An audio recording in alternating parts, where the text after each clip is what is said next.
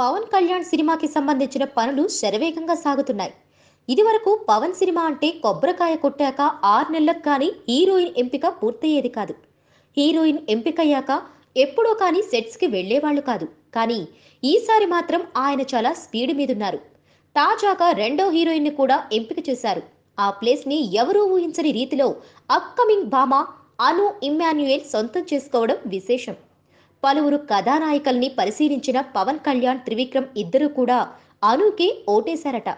ఈసారి పవన్ సరసన ఆడిపాడే ఇద్దరు కథానాయకులు కూడా మలయాళ భామలే అన్నమాట.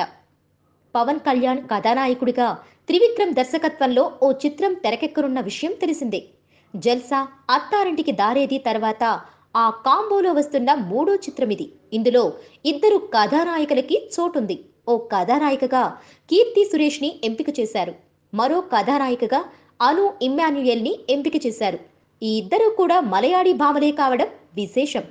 నానితో కలిసి మజ్నులో ఆడిపాడింది అను. తెలుగులో చేసిన తొలి సినిమాతోనే ఆమె ప్రేక్షకుల మనసుని దోచుకుంది. ఖచ్చితంగా స్టార్ హీరోల సరసన నటించే అవకాశాలు సొంతం చేసుకుంటుందని అనుకున్నారంతా. అన్నట్టుగానే ఆమె ఇప్పుడు ఏకంగా పవన్తో నటించే ఛాన్స్ కొట్టింది. పవన్తో సినిమా అంటే ఆమె క్రేజ్ రెండింతలు పెరిగినట్టే. Please subscribe.